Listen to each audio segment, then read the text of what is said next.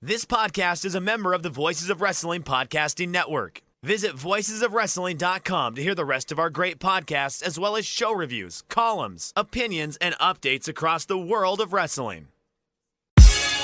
Competition starting to get thick, it's the click, so I hope you brought your A game. A man, no lames on the track when we unite and spit. This is an A game, better bring your A game. Competition starting to get thick, it's the click, so I hope you brought your A game. A man, no lames on the track when we unite. Hey, now it's the Mike and JD show, and I'm your host, Mike Gilbert, and I'm joined as always by JD by God Oliva. How you doing, JD? I was just telling you before the show, man, I'm tired. I just checked my Fitbit stats today, and I'm at 30,000 steps. I'm at 142 zone minutes. I burned over 5,000 calories today. I'm wiped, man. I'm exhausted. I might pass out in the middle of the podcast today. That would make for a good video show. Radio, not so much, but it would make good for the YouTube if you just collapsed at some point. We could clip that. I think we'd go viral. I think that would be good for the show. I think that would create a lot of success for us. So if you want to do that, feel free. I went kind of viral this week. I had a tweet that had something like 20,000 likes. Yeah. Doing what we normally do, making fun of stupid people, and it kind of caught Yeah, a little bit. Yeah, I'll actually I got a couple tweets queued up for later in the show, but I would like to pull that one up. That was a good tweet. It was about the smoke filled arena bullshit that people like to say, and then of course you JD never misses an opportunity to clap back on an asshole who was clearly lying or is just misinformed fed pill bullshit. I don't like the fed pill. I don't like the fed pillars. They make me mad. You know what? And there for a time, I wouldn't get mad at them because I'm like, they just don't know any better, right? But now I'm like, you know what? It's so easy to get information out there, and you don't have to be stupid. You at this point, you're just choosing to be stupid, and that's the thing that gets me is like. Some people have believed a version of history created by Vince McMahon. They believed it their whole life. And instead of actually looking at what really happened in the world of wrestling, that wrestling did exist pre-1984, WWF didn't acknowledge the existence of wrestling in their own territory, in their own company prior to 1984. Lanza was talking about it a couple weeks ago about Killer Khan. When Killer Khan returned to the WWF in 1987, they acted like that was the first time he'd ever been there, despite the fact that he had one of the more legendary feuds of his career 6 years prior to that with Andre the Giant. So they just totally did not want to acknowledge that any other company existed pre-1984. They created everything. It was all them. They got no help from anybody. But here's the tweet in question that JD went a little viral on. It said, without Vince, wrestling would be what it was before him, a minor entertainment for Saturday morning. And then here's JD. Don't be as dumb as this guy. Dallas, Texas, May 1984, 32,000 in attendance. And there are probably hundreds of examples to refute that bullshit nonsense that guy was spewing right there. I just picked one. Someone's like, what about oh god, it's late, so I'm forgetting the name. The from the 40s. Why can't Jim Londos? Jim Londos. Thank you. I'm sorry. I'm firing on two cylinders. He had 100. Yeah. The rumor has it 100,000 people in Greece to watch matches, and I don't know if that's accurate or not, but it's certainly not smoke-filled arenas and that bullshit. No. I just hate that. And Triple H's last was, something they did in bars. It's shut the fuck up. I hate him with such a tremendous passion because he does know better. But idiots fall for his shit and they just lap it up. Ooh, Triple H said this. And they lap it up. I hate tribalistic wrestling fans. You give WWE credit when they're good at something, right? Yeah. Give AEW credit when they're good at something. Give TNA credit when they're good at something. Give New Japan credit when they're good at something. But these WWE fans can't. They just can't do it.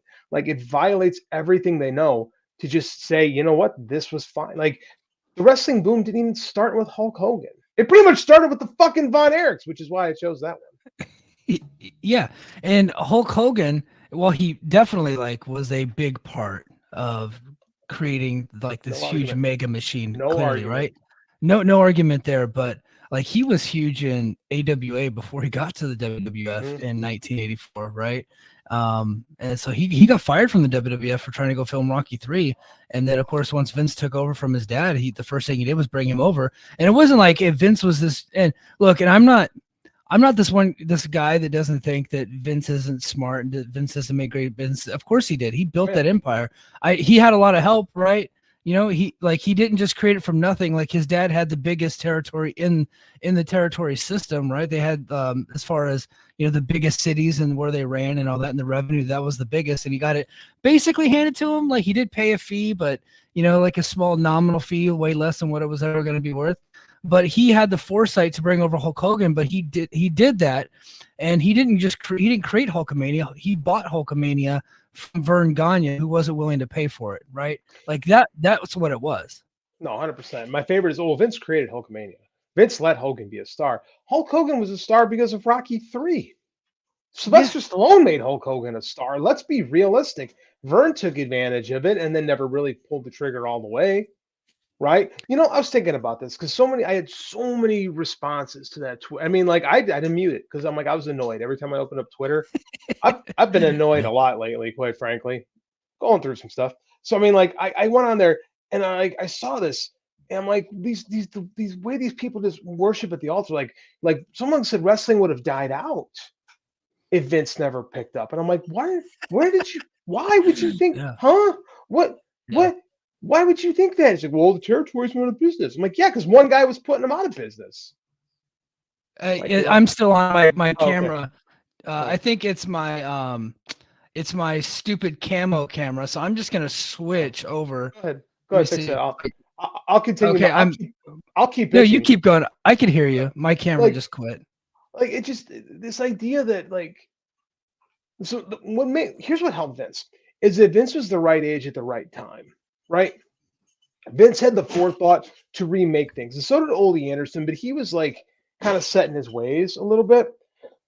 All the other territory promoters just wouldn't walk away. Like, here's a real question, Mike. If Vince Sr. doesn't get cancer, what happens? Eventually people were already trying to do what Vince Jr. ended up ultimately doing, right? Mm-hmm. You know, like Ole had moved up into the the Detroit territory. He was up into Columbus, Ohio. World Class. Crockett was in Toronto. Yeah, Crockett. Yeah, and that became. And Dave did a good job explaining that situation, I think, on Monday's Wrestling Observer Radio. So if you want more details on that, he explains it way better than I could. But World Class was going everywhere already too, right? They had taken over most of Texas. With the exception of Houston. They were in Israel. They were all throughout the Middle East, and then they had their television show was all over the country on syndication and on certain cable stations and stuff like that. Like they were huge at the time too. And then of course, you know, the folks that were on TBS as well, like they were all over the country. Eventually, cable was going to start to like get into more homes, and these bigger cities are going to want what wrestling that was on TBS. They're going to want them to come to their city, right? Like this all was going to happen regardless. But nobody was the dog that Vince was, right? Nobody was the shrewd businessman that he was. He would fucking cut your throat, right? A lot of them would too, but he had just bigger balls than a lot of the rest of them, to be honest with you. And he had just like he also had a base. Go ahead. Look, sorry. No, it's like he also had a base to work off of. Like he had the New York television, he had Washington D.C. television. That's a major market. So he controlled the top two of the top four major markets in the country immediately. New York, Baltimore, Philadelphia, Pittsburgh. Yeah. Like he had like major markets. Yeah, their slice of the pie to start with, which is why guys wanted to go work for Vince Sr. Like because like the wrestling matches don't have to be any good. Like the fans like personality shit.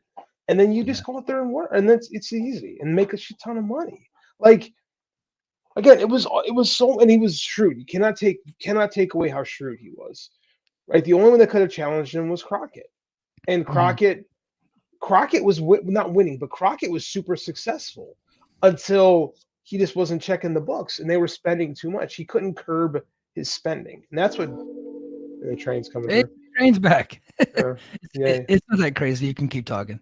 Yeah, I mean, like Crockett just couldn't control his spending, and then Dusty was out there having him flying Lear jets and shit until they realized there was no money left. Right? Yeah. the idea that wrestling would have gone away is so stupid. Like again, I hate the term "fed pilled," but I've come to accept that's the only phrase for these people, and I can't stand willful stupidity. Can't stand it. I like the phrase "fed pilled," and I absolutely like calling them the Fed because when you do, people get so mad. That's true. It's like, it's like, oh, it's almost becoming like they see it as like a derogatory term, and we just call them the Fed because they were the World Wrestling Federation when we were kids, right? And so people refer to them as the Fed or New York or Stamford because of where their home base was at the time. Now they probably do more work in Orlando than anything at this point. That's but true. But because they feel like that's a derogatory term, I am going to keep using it until it's cancelable, and I don't think it's going to be cancelable anytime soon. Nah, you can stop them with canceling over that for us. It's kind of funny, actually. Well, it's pretty funny, but you know how it is. Like words like that we used normally 20 years ago, you can't use anymore. So that's true. Fed and fed pilled. I'm just gonna keep using it until I'm not allowed. No, like half the words we used as kids like are not kosher anymore. Like you can't say. Oh my gosh, a lot of the things that we said as kids. You can't. I was and if you listen to comedy that was from like 20 years ago, it's like, wow, you just can't say those things anymore. Yeah, it's yeah. And look, we've gotten better as a society, I would say. I don't know if we have. No, you know what? No, there are certain things we haven't gotten better at, but I'm talking about some of our language has and the way we talk about other people, I would say, where we're not supposed to say certain things, like the word that really gets me, that took me, and I'm not going to say the word because I really just don't like it, is the R word when you're talking about special needs people. Yeah.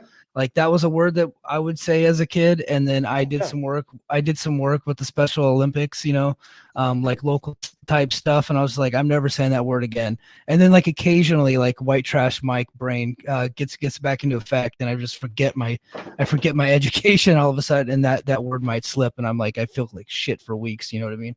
So I'm like, there's certain things that I'm glad that we just don't do anymore. You think George Carlin's tossing in his grave now that he's being used as AI for an entire AI stand-up routine? Did you listen to that? No. I saw his daughter was like really mad about it, so I decided not to. I love Carlin. Yeah. Carlin's my favorite of all. Like it's like Carlin and Pryor for me, and then of course Chris Rock. I'm big. Those would be like my top three. Eddie Murphy would be there with him, but he didn't do enough. Like he just didn't have enough material out there. But like his Delirious is probably my favorite of all time. But Delirious is special.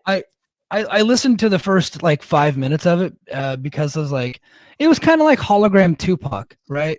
Like, like I don't know if you remember that from gosh, I can't remember. Was it South by Southwest or it's in California, the big festival, but Dr. Dre and Snoop Dogg were on stage and they brought out hologram Tupac, and I got chills. So I was like, okay, it's not him. So, but it was still kind of cool to see his hologram out there rapping. So I was like, okay, let me see what AI George Carlin would sound like. It sounded good. I think they produced it very well. The first joke they told was basically a Carlin joke that he would tell.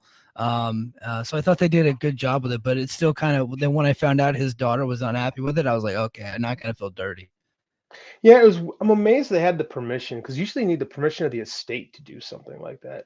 So I wonder, it didn't sound like she was going to get legal with anything, but I don't know, maybe it's because of public figure. I don't know, it's weird. The whole thing is weird. Yeah, well, and they put it on YouTube, so it's not like they sold the content, but you can still generate revenue based off of ads. So maybe it's like a weird thing, and it's not his actual voice. And they and at no point did they use his real voice or his real likeness, but they did say his name. But they made it very clear in the beginning of the video, like, this is absolutely not him. This is us trying to recreate him and as a tribute to him. And yeah, it is kind of a weird thing, but I was kind of fascinated with it. And I think Will Sasso, a guy from Mad TV, big wrestling fan, guy used to do a good impression of Steven Seagal. I think that he was a part of that, I think. King of the North is very active in the chat right now. I'm going to pull up some of these messages, and they're really good. First, he goes, here to make sure JD hasn't lost his mind. Hope you're all having a great week. LOL, too late. Like, yeah, I've lost my mind pretty quick in the show. I hate that fucking guy the moment I sent my message. Yep. And then the Fed derogatory. It is a great one, Mike. And this is my favorite one. Y'all think Mark Pickering would get mad about AI Misawa matches? Mark Should Pickering you explain who Mark Pickering is and what that story is about? Because I don't know if people know that story. No, that's fair. I only know part of it because I tune out Pickering. Mark Pickering is a Welsh announcer for Pro Wrestling Noah, one part of the Pro Wrestling Noah's English commentary team, and he likes to have a couple and tweet random stupid shit, getting worked more about on like, that. More on that later, by the way. Oh, More on good. that later. Yeah. Good. I haven't read the show notes, so I like being surprised. Yeah, that's kind of and Mark Pickering would get mad about. He gets mad about weird things sometimes. You roll your eyes and go, Pickering. He's at it again. Well, what happened is that Eddie Kingston was wearing I think it was a Masawa or I don't know this story. No, Please tell me this. So okay. So Eddie Kingston was wearing a knockoff T-shirt of the Four Pillars. Oh, that's right. So he's wearing, and it was just some kid on the internet made the shirt, and Eddie Kingston bought it probably off of TeePublic, right? Which is where you can sell knockoff gear. I know, because I'm currently banned from there. And so he was wearing it, and then Mark Pickering got all liquored up, was watching Dynamite, and he said, well, hey, did the family of those fallen get any of that money? And he went on this rant and was saying all kinds of shit.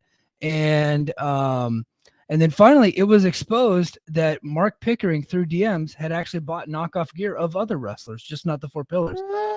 It's only bad when it's the Four Pillars, apparently, not the other people that he bought knockoff shirts from.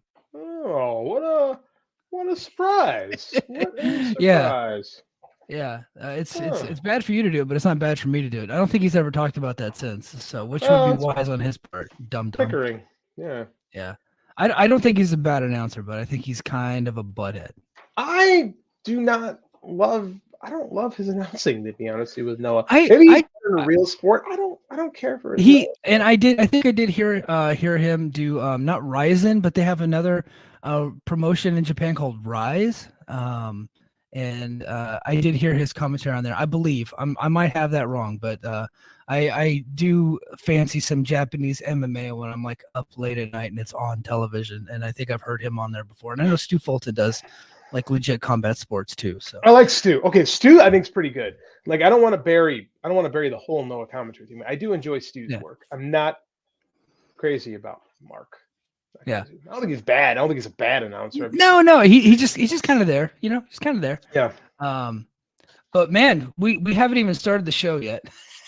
Oh God, so, we're 25 minutes in. Jesus. Yeah, we're 25 minutes in. Hey guys, if you're watching the show on YouTube and you're on the Voices of Wrestling Network or the Mike and JD Show Network, please hit that like button. Make sure you're a subscriber to this channel and please put down a comment. We greatly appreciate it. Help us defeat the algorithm. That could go a long way into helping to grow the channel. And JD, we got a big announcement. Over the weekend, actually, I think it was Monday, we finally hit 1,000 subs on the Mike and JD Show YouTube channel, which is pretty damn remarkable. So good job to you, JD, sir, all your hard work here. You've been doing a lot of the clips, and I started doing some clips here recently too, trying to get my editing skills in order. And man, we've come a long way since we started this journey over the summer, man. August. We bumped over to Voices of Wrestling in August, and at the same time we launched that's something you really fought for, is to do our own YouTube channel, and you were right. You were 100% right about that. So I'm really happy that we went in this direction, and we've grown the channel significantly. We had quite a few views I think last week's show was one of our best. I really do. Yeah. And we had quite a few views, quite a good bunch of good reactions last week. Very proud of that. Yeah, it's our most viewed show, and honestly, it's on YouTube in 3 different video forms, right? We got it on ours, the live feed. We have the live feed on Voices of Wrestling, and then Voices of Wrestling uploads the audio only. So between those 3 different forms, we're well into like 2.5 thousand views, different types of unique views. So that's pretty awesome, man. And you know what it is? It's free agency. People love free agency talk. I thought that the topic nailed it. It was a good topic. Yeah, you're 100% right. Like people love those type of shows where we can do things like that. I think you and I have pretty good takes on it. And people also like listening to us be mean. Yeah, apparently, like when we're downright mean, people like that. Yeah. So we're not going to get downright mean just yet. I think we will a little bit later in the show. But our first topic, just because we're Sting guys, we're big time Sting guys. Big time Sting guys. he had a pretty crazy match last night on Dynamite. And after the match was over, it was revealed that him and Darby Allin will in fact take on the Young Bucks coming up at Revolution in a tag team match. Tony Khan's got a little bit of heat with me because he didn't book what I told him to book. Like, I always think that my ideas are the best, and I told him specifically to book Sting versus Samoa Joe for the world title, and he didn't do it. However, I feel like this is a pretty damn good alternative. I like the match. I think it's a great idea. Like the Bucks, people hate on the Young Bucks because, I don't know, they're the Young Bucks. They're kind of passive aggressive to our Lord and Savior CM Punk, so people are mad about that. Well, and they are naturally douchey. They came out. They just are. They got this kind of like douchey vibe to them, and which makes them great heels. But that also spills over because I think like their personalities are probably a little bit dickish, and that's okay. Yeah, I don't have to like this idea. This, like, I think Lanza calls it merch table culture, which I'm a big fan of that phraseology. Like, I don't think I don't have to like the people I watch on TV. I'm not going out for drinks with them afterwards. We're not going out to dinner. Like, I did their characters in a TV show, man. I'm never going to meet them. I don't have to like them personally. Yeah. But what the Bucks are great at doing is they're great at having amazing tag team matches with talent that maybe kind of needs to be carried a little bit. Like Dave mentioned, Private Party and a Top Flight right away. Like, remember that match with Revolution 2020 with Omega and Page against the Bucks? Like, these guys are masters at putting on tag team wrestling matches. Like, this is a great thing. Sting and Darby against the Bucks. That's gonna rule. Yeah. Oh yeah, it's gonna rule. Yeah. Now, I was looking forward to the idea that I gave them that they never agreed to, the Samoa Joe idea. But when it got announced that it was the Young Bucks, like, oh shit, that actually makes a lot of sense. It's like Sting probably doesn't want to do a singles match. He probably doesn't think that he could do one. Although I did feel like a Samoa Joe could have a really good match with them because I always liked Sting wrestling big guys. I thought he just had really good matches with guys that were bigger than him. He was always a good seller, and his comebacks were always really good. And he was like a fiery babyface, but he probably just doesn't want to do that. In fact, Dave said that he probably is the one that picked this match, and this is exactly what he's getting. And I think the Young Bucks are the perfect team to go out there and carry is a strong word because I don't think you have to carry Sting. Like the Bucks and Darby will do much of the wrestling action, and Sting will go in and he'll no sell some shit. He'll beat his chest. He'll do some Stinger splashes. Probably jump off something he shouldn't jump off of at his age, and we'll go home, and it'll be a fucking fun match. He's a goddamn madman, and the world is gonna be the wrestling world is gonna be a lesser place without Sting in it. I'm happy that we're getting this big moment. 15,000 seats sold already for the Greensboro Coliseum. Yeah, and man, it's gonna be a great show, but it's gonna be really sad. And I'm glad he's smart enough not to be Flair, to just leave when he still has a lot of goodwill and people still love watching him, and he got to go out his way. Remember when we thought the end of Sting was going to be that buckle bomb from Rollins? Oh, that broke my heart too because that was a good match up until that point. I liked that match with Rollins. I liked that feud with Rollins. Yeah, that was fun. I'm very happy we got another Page. Yeah, and I think they've mostly done it right. Although I did feel like AEW probably could have, anytime they book Sting in those cities from these last few months, they could have been like Sting's last night in Charlotte, Sting's last night. You didn't have to be on every single show, but kind of make that a bigger deal. But the fact of the matter is they're in Greensboro. They sold it out 15,000. It's not that big of a deal. But I did feel like it was a little bit of a missed opportunity to do kind of what they did for Moa and for Muto and Noah. Here's the thing though. I like Sting not being the focus of the company. Muto was the focus of Noah. But you don't have to make him the focus of the company to sell a fucking t-shirt that says Sting's last night in Charlotte, right? Or say, hey, look, here comes Sting's last match in the middle of the card in Charlotte, right? Like, that's not putting him the focus. The focus is on MJF.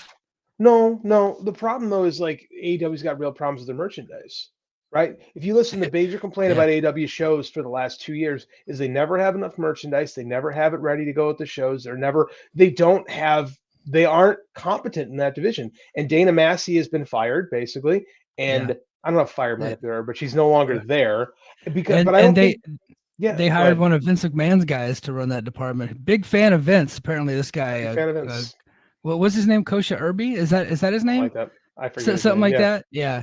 Something like that. Huge fan of Vince. Yeah. Big Vince guy. Big Vince guy. Yeah. No, but I mean, like, honest to God, like, I don't think they have the team to do that kind of stuff with the shirts because they just don't. Like, they were able to do it with the Punk stuff, but Punk is far more active as far as the t-shirt stuff goes. Like, he tends to go out and get shit done himself in that department, where if left to the AEW's own devices, they just don't do that. And I'm happy that Greensboro gets to be the night. Yeah. And we don't have to go, Sting's last night in Chicago, Sting's last night in Sheboygan, Wisconsin, Sting's last night. And I think that's stupid. I really do. I don't like that. I would rather you keep the retirement be the retirement and let it be special. Because Muto prostituted the whole thing, and it is whatever. It made Noah some money, but they're not in any better place now. Yeah. I'm fine with I don't this. know. Yeah, I don't know. I went to a St. Louis Cardinals New York Yankees game, right? And during that game, they had Derek Jeter come out. So this is his very last game in the city of St. Louis, and he waved to the crowd, and they had a big deal. We all stood up and gave him a standing ovation. I think stuff like that's cool, right? Especially when the city has meaning to Sting's career, right? Or like it was a big Sting city, much like Charlotte, or if they would have went to Baltimore or Chicago, LA. Like, I thought that would have been cool. I'm not mad that they didn't do it because I wasn't at any of those shows. I just felt like it would have been cool to do, and it was a little bit of a missed opportunity.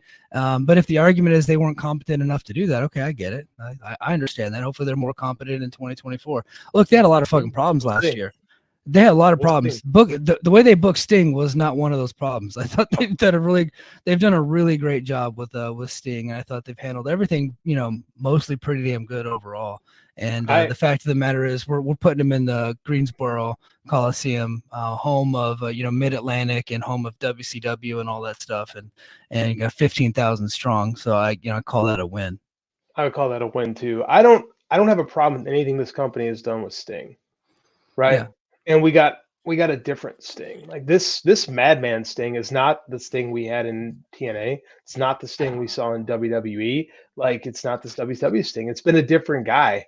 Like, that Sting wasn't jumping off of fucking rafters and shit. Like, Sting with WCW would hang out in the rafters. This Sting's like hanging out with Darby going, I can make that jump. Like, it's a different guy. It's kudos to him for being willing to change his character with the times, in that regard. So I think they've been great with Sting, and I have no complaints about how the Sting run in AEW has gone.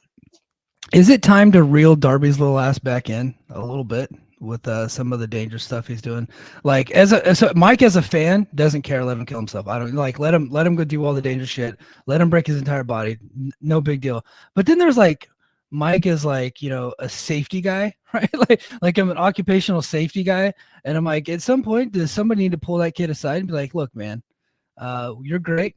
You don't need to do this every single night, right? Like, you don't need to just destroy your body. Eventually, you're going to want to walk when you're old. Like, and he's probably not going to listen, but goddamn, like, maybe like somebody with some leverage over him that might be paying his checks might be like, hey, buddy, we got to slow this thing down. I want to keep you here for a long time, and I don't want to be paying your medical bills for the rest of your life because of some stupid shit you did in the ring. I'm torn. I'm not saying I need to watch Darby kill himself, but I think that part of the appeal of Mick Foley was the fact that he was going to give above and beyond, and he made those matches special, and he beat up his body for it. Right. Maybe the brain you want to keep in better shape, but I mean, the rest of it, like, I don't know. Like, is Darby without the big risks? I don't have an answer for that question. I'm a selfish fan. I'll be the first to admit it. I like watching Darby be Darby, and I'm not a safety guy. So, I mean, like, I don't want to see them. I don't want to see Darby not hurting himself, but I mean, part of the appeal of Darby is the stunt show, and I'm a fan of it. Yeah. No, I get it. I was just I was thinking about that earlier today. I was like, man, this guy, like, this stuff's gonna catch up to him one day, and he's gonna regret some of the shit that he's been pulling. But I wanted to play this really quick so we can get it off of here before. So I sent this to you. Now, unfortunately, I do apologize to the guy that made it. He put it on Instagram. I don't have an Instagram, and for whatever reason, it's not showing me who made it. So I'm not one of those guys like that likes to post a video of like super creative and be like, okay, who made this? When clearly the person posting that said it knows exactly who made it. It was the person you stole it from. But in this case, it was sent to me on Instagram from my buddy Lewis Carlin. I then forwarded it or sent to me in Facebook Messenger by Lewis Carlin. I don't have Instagram, so I click it. It plays in the Messenger thing, but I can't see who made it. So anyway, this is take a listen to Triple H selling Cody Rhodes on main eventing WrestleMania. Headline WrestleMania. Yep, versus Roman Reigns. Oh, he's had the belt for so long, it'll be an honor to take it off of him. Well, let's not get ahead of ourselves. Wait, I'm gonna lose? But due to shenanigans, it's what I like to call long-term booking. Okay, so I'll fight Roman at the next pay-per-view. Now, you're gonna fight Brock. For a belt? For pride. Oh. And he's gonna beat the tar out of you all summer. Okay. And in the end, you'll get a fluky win and he'll put you over with a handshake. And then I'll get the title? Yes. Well, consider me honored to have this great... The tag titles. What? For a week. A week? Yeah, then you'll give him back. Remember, long-term booking. Oh, so then I'll pick up with Shinsuke. But he's a mid-carder. Not anymore. Well, this doesn't make any sense. I left AEW to win, to headline, to be a top draw. There's 2 nights of WrestleMania. Who are you going to have main event? CM Punk and The Rock. What the fuck? Oh, that was crazy. Long-term booking. Remember, kids. I love that so much. Like that guy just summed up. I love the corny ass Davey and Goliath lip motion. Like the cartoon's too cheap to actually do like frames per minute, so they just put a guy talking over the cartoon. Yeah, hilarious. That was I watched that. You sent it to me when I was at school, I think, and I was trying not to get in trouble watching that thing. It's hilarious. Yeah, man. I'm not gonna say poor Cody because he's living pretty good. Like, there's no poor Cody over here. He might not be getting booked the way he exactly wanted to, but he's still top of the cards everywhere. He just might not be top WrestleMania. Mm-hmm. He doesn't get to be the champ. I think that might be Cody's lot in all this. Is maybe he just doesn't get to be the champion. Maybe that was like his whole thing in AEW where he was never champion, right? And like you're the dumb that, that put that stipulation out there. Now you got to follow through with it. And now it's just become a thing. I think Hunter's like, I thought you didn't want the title. Yeah. So why would I give you the belt if you clearly didn't want the title? Maybe the finish of the story is you just keep losing. Yeah. God, it's so funny. That's great. Let's get into TNA Hard to Kill. I know there's gonna be some TNA fans out there checking out the podcast, and I'll probably clip this part for our YouTube channel. But so we got TNA Hard to Kill coming up this weekend, and it's gonna be a big show, one of the biggest shows in the history of Anthem-owned TNA. I'm gonna pull up the ticket sales right now. So Dobby the Brain Heenan, Patreon subscriber, sent me an update. He's probably not watching live, but he'll check out this podcast in a little bit. He sent me an email. He said, in case I don't get a chance to update you later, there 1,200 tickets sold out of 1,402 available. So they're 85% sold. So I didn't get a chance to look at Snake Eyes, but last was at actually, and then Snake Eyes is they've sold 1,008 tickets out of 1,180. So they're doing pretty good. TNA is opening up new seats every single day, and then right now they got a little bit of like 1,400 seats in there, and they might even have more coming up this weekend. So we'll see how. I think Astro is chiming in, but we'll see how all their tickets are moving here coming up here pretty soon. But man, looking good for Hard to Kill. They're still teasing that there's going to be a big signing. There's Dobby right there, up to 1228 now. He's got me. Okay. So yeah, I think we're going to we'll probably get to 1,400 and maybe even more come showtime, because the thing about Vegas that people don't realize is there a huge walk-up town. Like the Palms, the Palms employees, and I'm sure TNA will have some people out. They'll have people out there on the strip, like hawking tickets, and there'll be people there in the casino, like pulling drunks off the craps table and trying to get them to buy tickets, or even getting them in for free, like Showtime, to fill that place up. So I wouldn't be surprised if they had over 1,500 people, 1,600 people. So if you think about it, here's what I want people to do when they talk about TNA. You cannot compare what TNA does to what AEW does. Just like you cannot compare what AEW does to what WWE does. It's not a fair comparison, right? It's not an apples to apples comparison. AEW and WWE have a bigger reach. They have much larger budgets. They're working with tons more money than what TNA is doing. If you want to call this a success, you need to compare what TNA had done previously, specifically in the city of Las Vegas. And in the city of Las Vegas, at Sam's Town Casino, they sold about 750 tickets, right? So they've doubled their ticket amount. So they're already up like 200% better than what they were before. And the fact of the matter is, they didn't really put together like a crazy card. There are no feuds, there are no storylines, and they haven't had a television show in 2 months. So they've really done this all based off of a rebrand, and I feel like it's been pretty damn successful. And a lot of the ticket sales we've been seeing lately is just because they went ahead and spent money on billboards around Vegas, and people are like, oh shit, that's happening. And then people are buying tickets and shit. So it's JD sneeze. It's a pretty big success for these guys. So congrats to TNA. No, huge congrats.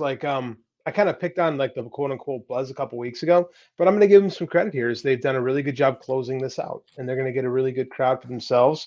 I think the rebrand's been pretty good. I like the new belts for the most part. Yeah. Everybody lost their mind for the knockout belt being white, and I'm like, who fucking cares? It's white.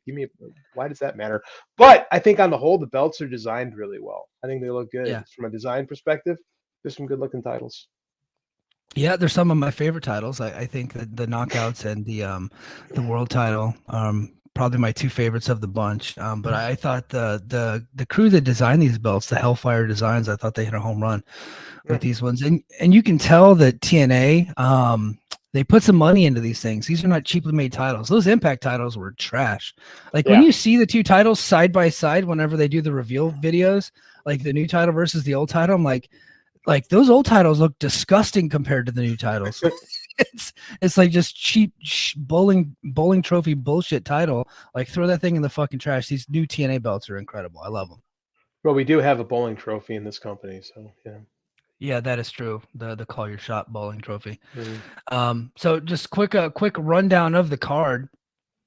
Main event: Alex Shelley versus Moose. JD, you're not really up on TNA, so you can chime in who you think's gonna win if you want to. But I have a friend who's an expert in TNA who said Moose got in really great shape, which probably tips off that he's winning the title.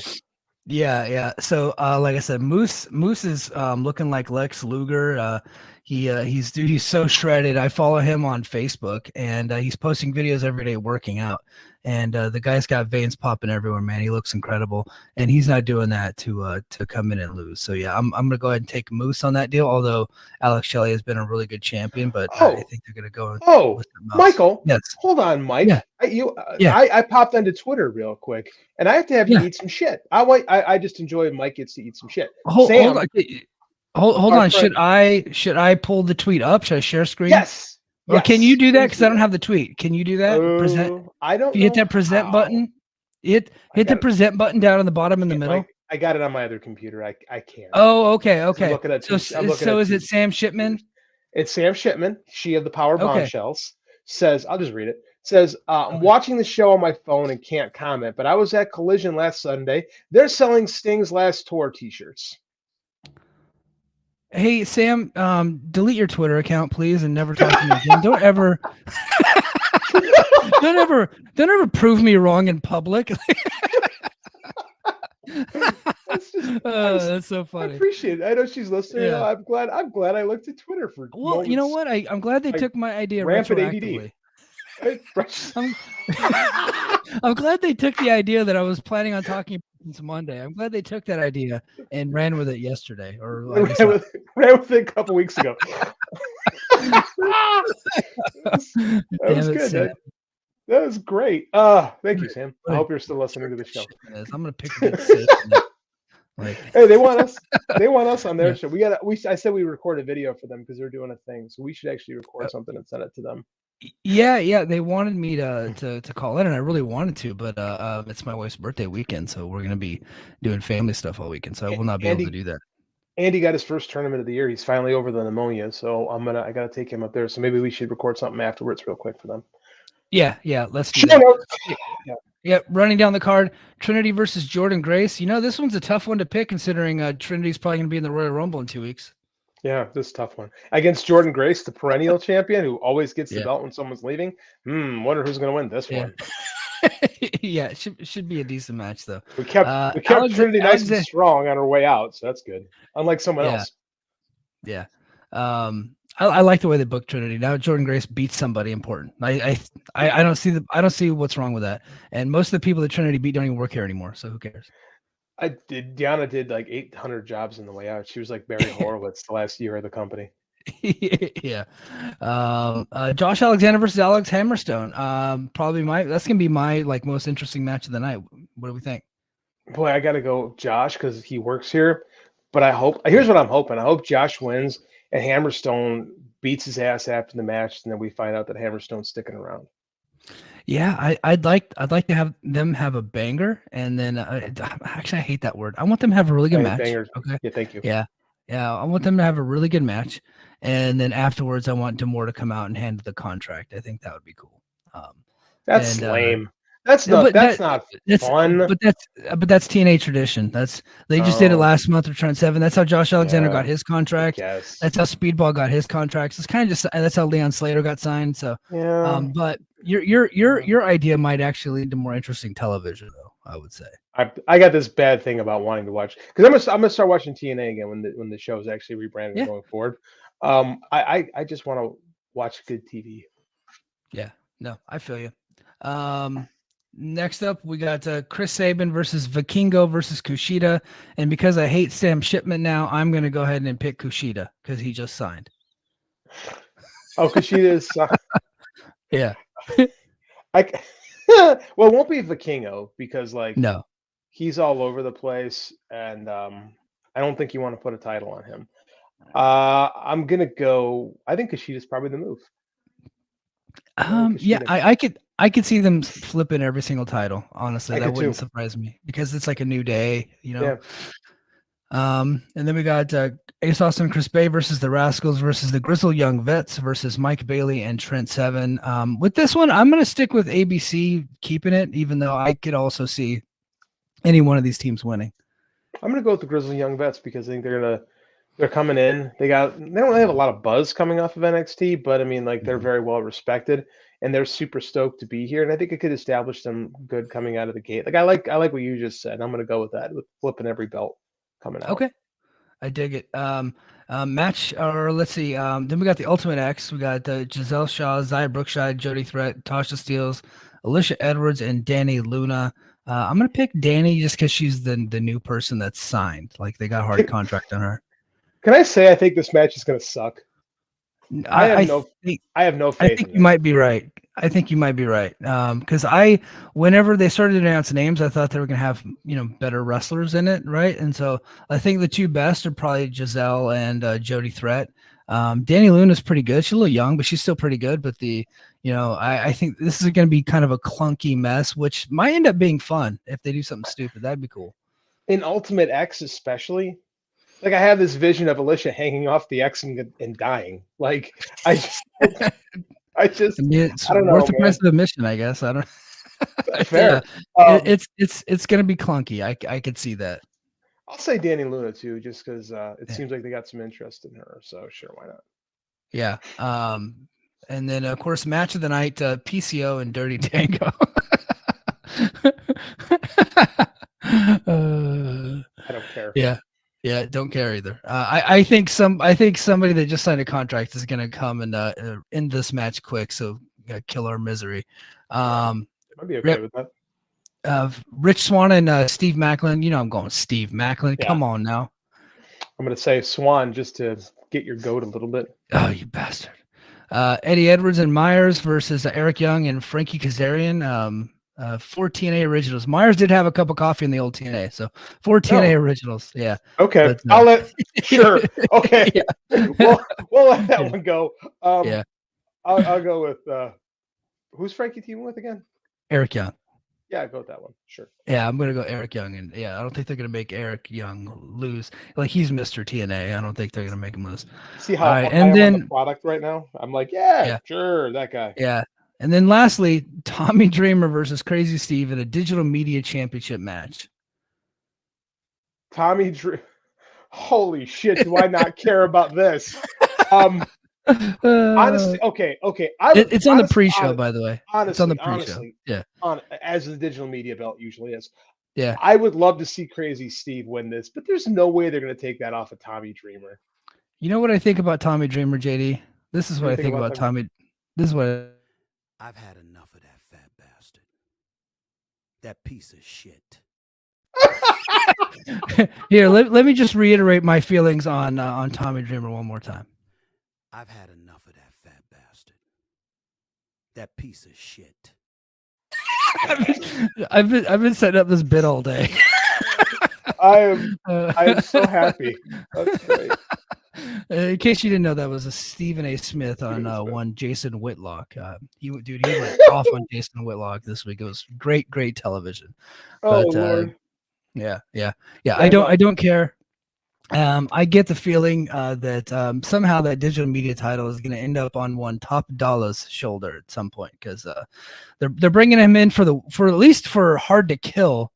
They're bringing him in for at least Hard to Kill, and that's kind of about it. I'm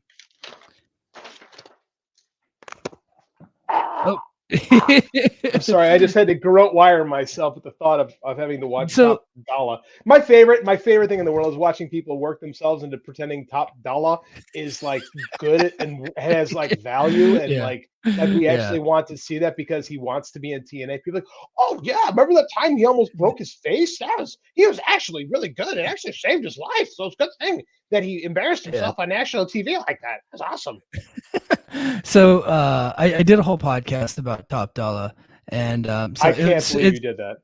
Well, no, not the entire thing was dedicated to him. There was lots of other updates, but he was at the beginning of it. But because I wanted to call him Dollar General. That's my. I love that.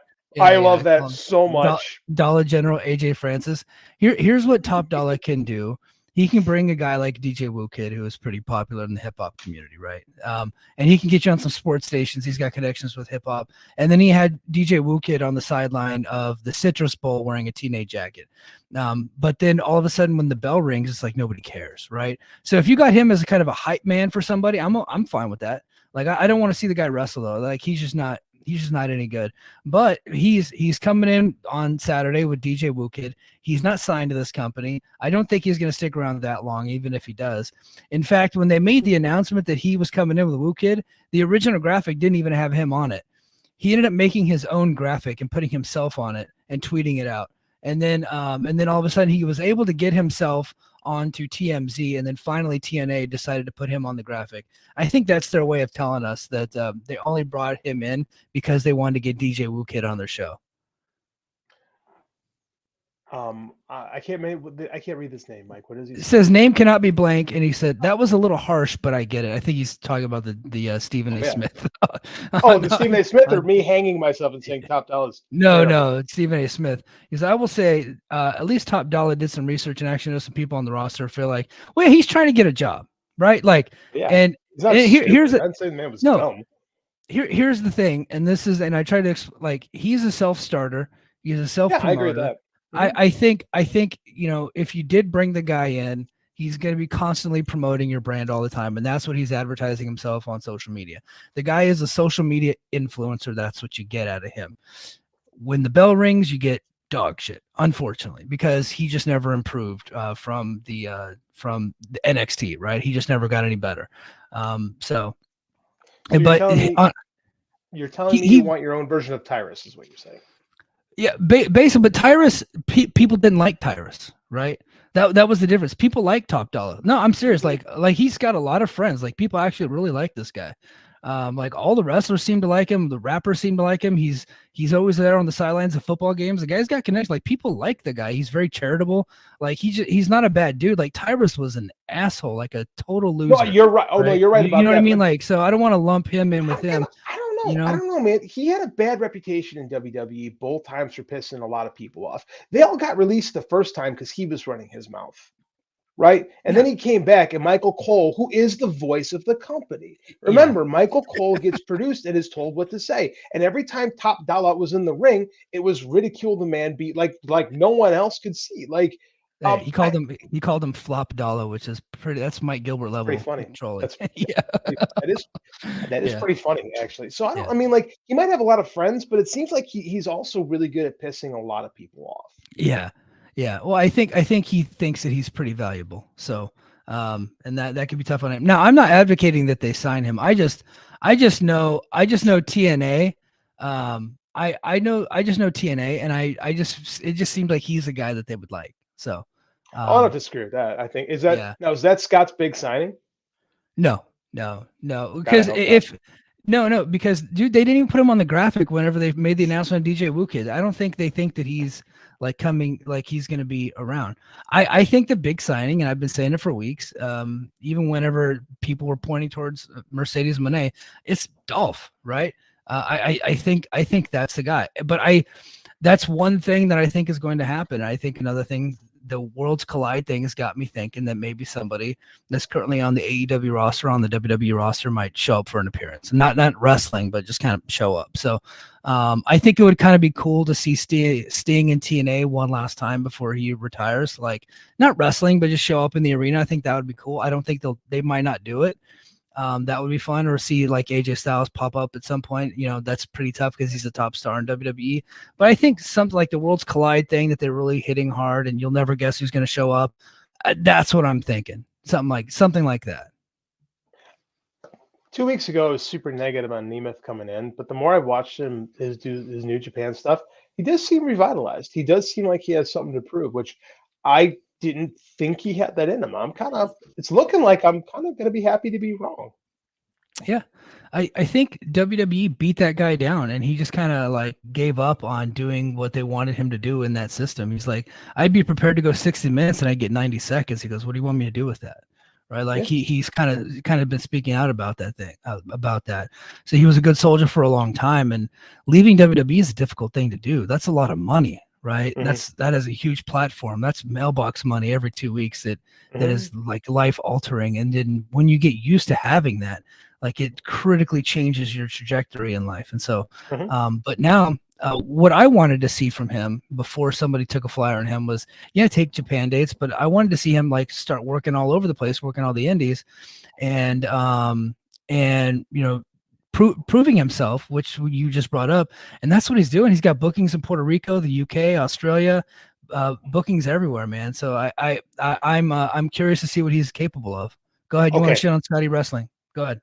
No, I don't want to shit on Scotty Wrestling. Shout out to the Neminator.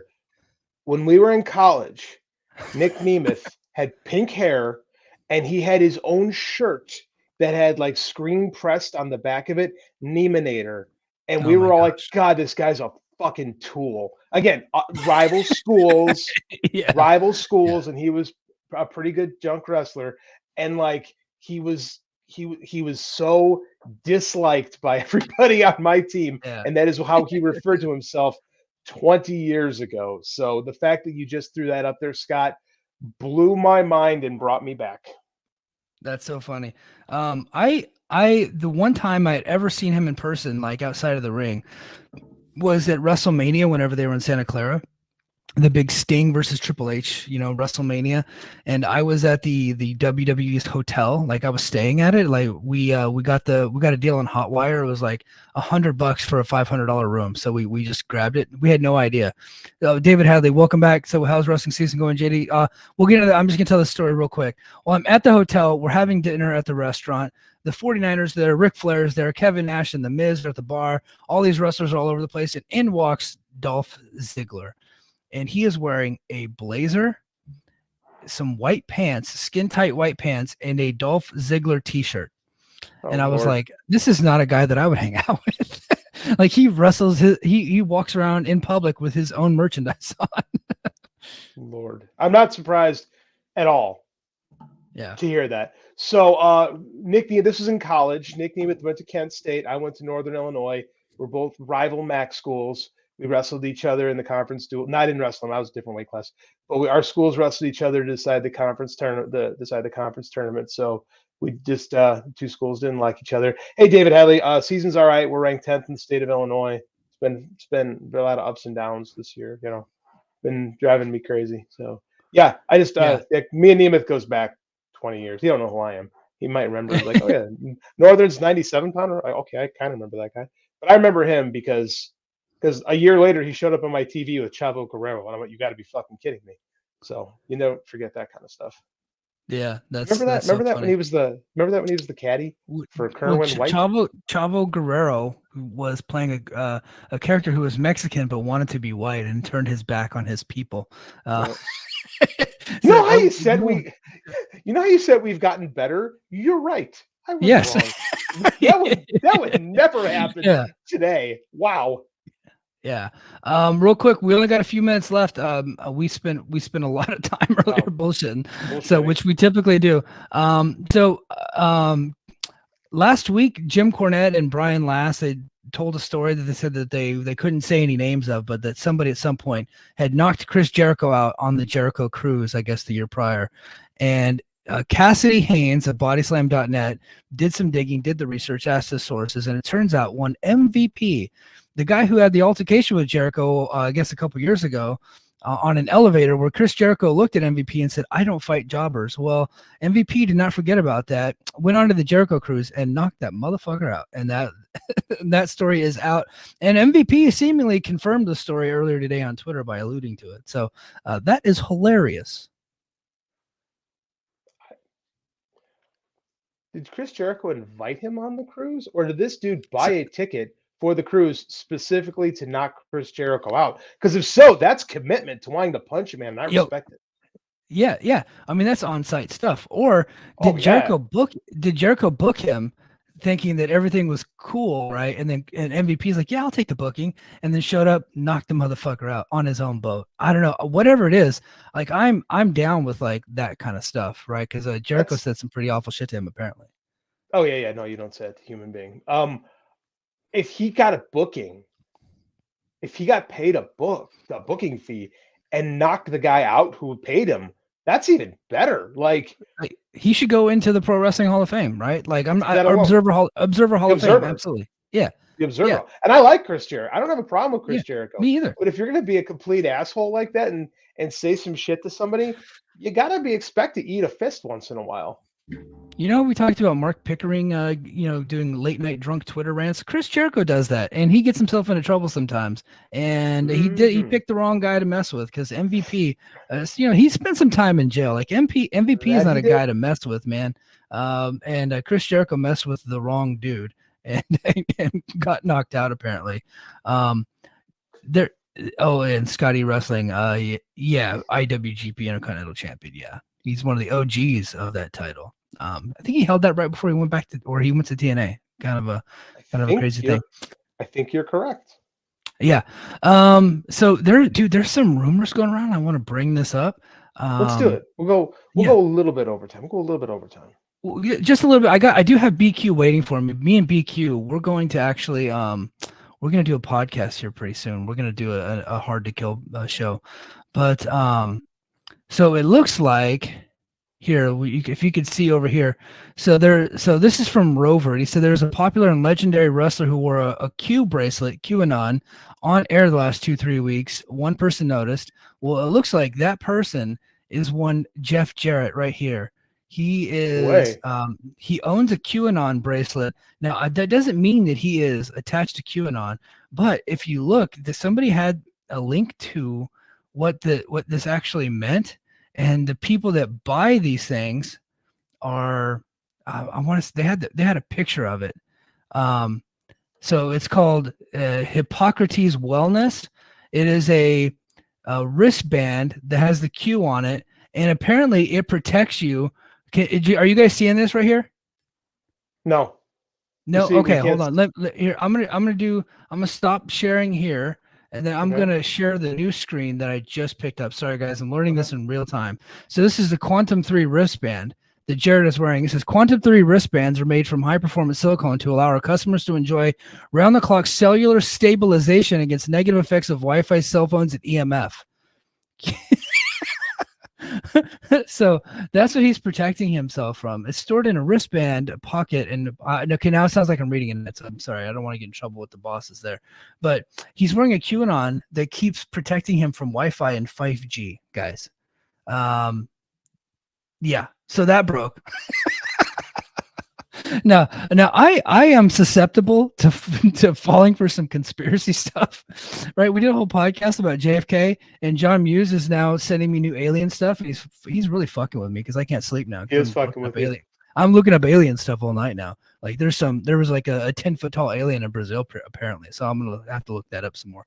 But like Jarrett, QAnon, we doing this? Chat me up, Jeff. Do you believe that the pizza place in Washington D.C. has a secret basement where they have? Wow. Yeah.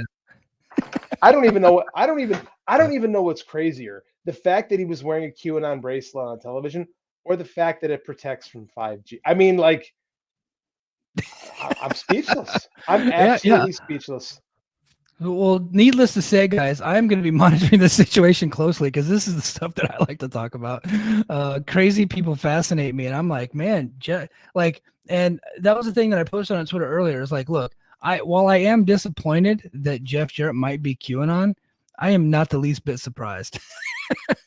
No, I can't say it was surprised. If I heard if you say Jeff Jarrett is a QAnon guy, I kind of be like, well, he is friends with Brian James, who's very clearly nuts. So. But I mean, like, I don't know. He comes off so likable. Well, so that's the thing. People are complicated, right? People are complicated. They can, there's people in my life that I absolutely adore and love, right? And then there was one person that I'm just super close to, taking care of me my whole life, told me recently that they thought that the Maui fires were caused by space lasers ran by Democrats, and that they didn't burn anything but the color blue. Right. So like, and then we just stopped the conversation. And then exactly. Yeah. And I didn't look this up. I just like, okay. I love you anyway. You want to go get some pizza now? And then we just had pizza and we just moved on. And you know what? And she was so sweet the entire time. So that just happens. Right. So some people are they believe in some weird stuff. You've blown my mind with 2 consecutive wild ass sentences. I'm just sitting here. Only burned the color blue. That's dude. I'm too afraid. I'm too afraid to look that up because I'm afraid of what happened to my Google history if I do. Right, you'll get flagged. It'll something crazy is gonna come up. So I don't recommend anybody try that. Wow. Okay, and and lastly, oh boy, JD, I want your opinion on this. We'll end it with here. Do you think we should get Tony's phone away from him? Yeah. You know, so I mean, like a little bit unbecoming, right? Like because he's a public figure right now. Mike, who likes to be entertained on Twitter, I say give him a second cell phone, give him a few burner accounts, give him an extra laptop. Mike also, that's also getting his MBA, that's learning about business. Like maybe a little decorum, right? Now people are gonna be like, well, Vince did this. Okay, well, yeah, that sucks too, guys. That's different. Like that sucks too, right? I'm not saying one is better than the other. One, clearly the crimes that Vince McMahon have been alleged are way worse. Okay, that is still bad, right? So nobody's saying that's not bad. So before anybody says that, go fuck yourself, because I'm not saying that. What I am saying is that this guy is kind of embarrassing himself a little bit. And poor Jinder Mahal and Hook are taking some strays, man, for no reason at all. It's like I didn't even know people were upset at the Hook match. I had no idea. but Tony's getting gotten to by dumb accounts on Twitter and social media nerds running the USA Network account. He needs to just probably give up his phone. Yeah, I think that he needs to start. I know he's got burners. He should just use that stuff on his burner if he needs. Because sometimes I have a bad habit of doing this too. Sometimes where I'll just tweet or through it, or I'll just post something on Facebook, like just and there's no real reason for it, just because maybe you need to just get stuff off your chest. Like maybe you need to just go. That's why you got to use your burner, man. Like it's not. I know Dave will sit there and say too that he thinks that this is actually better for his brand because it gets people. I don't know. I don't like it. Like I thought it was stupid when Vince McMahon took out a spot in the New York Times and the New York Post to make fun of Ted Turner. Like I think that stuff's all dumb, and that's why you have a burner, man. You don't do it on your public account. Yeah, I'm all for pettiness for my entertainment, but if he were to ask me, right, if he were to, because I am a guy that's currently working on his master's in human resources. If they were to ask me, I'd be like, probably don't do that anymore. JD, you're being asked by name cannot be blank. Are you going to the NJPW show in Chicago? It's at the Wintrust. That's It huge. is at the Wintrust. That's a big arena. That's a 10,000 seat arena. So that's the biggest. That might be the biggest place they've run since the Cow Palace, I think. Yeah. I am gonna go. I have tickets. A buddy of mine just bought them today. My buddy George. I think he's listening to the show. Coming in from Boston. He's gonna bring his kid. I'm gonna bring Andy. We're gonna have a good time. I'm very excited. Shout out George. Hey, tell him to go down to the site of the Boston Massacre and get you one of the Paul Revere mugs. Fucking nice mug. I drink out of it almost every day. I bought that from the museum there at the Boston Massacre site. It's tremendous. All right. It was like $7 too. Yeah, it was great. This is a good dude. He goes to Japan all the time and he'll buy me shirts and stuff. He's an awesome comic writer. George O'Connor writes good comics. Oh, cool.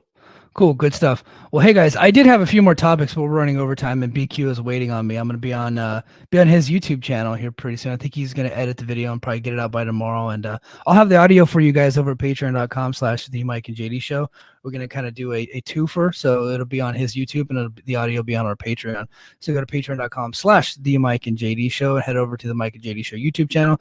And then if you're watching this on the Voices of Wrestling Network, give us a thumbs up and to be a subscriber and comment on the video, as well as share the audio with your friends, especially if you're listening to Apple Podcasts, Spotify, or wherever you get your podcasts. Whew, that was a nice little plug we got there. yeah, kudos. All right, guys, I think that is going to do it for JD. You got any parting words for us? Anything going on this weekend? No. Snow day tomorrow. E-learning. I'm off work. It's great. Oh yeah. I'm very happy that you guested on Superhero Speak this week. We had a great show. I had a blast having you on our other show. You did a great job. We talked about the Iron Claw, and you super impressed Dave. So that was cool. I told my stocking stuffer joke. I was like, that's a, and so if you guys want to see that, it's on our YouTube, by the way, in our live section, Superhero Speak, and then go check out Dave's channel, Superhero Speak. JD's on there every week, so good stuff. All right, guys, I think that's gonna do it for us. And I'll be on. Check out BQ Speaks. I'll be on there here pretty soon. All right, until next time, mahalo. Competition's starting to get thick, it's the click, so I hope you watch your A game. Amen, no rain on the track when we unite and spit. This isn't A game, better bring your A game. Competition's starting to get thick, it's the click, so I hope you watch your A game. Amen, no rain on the track.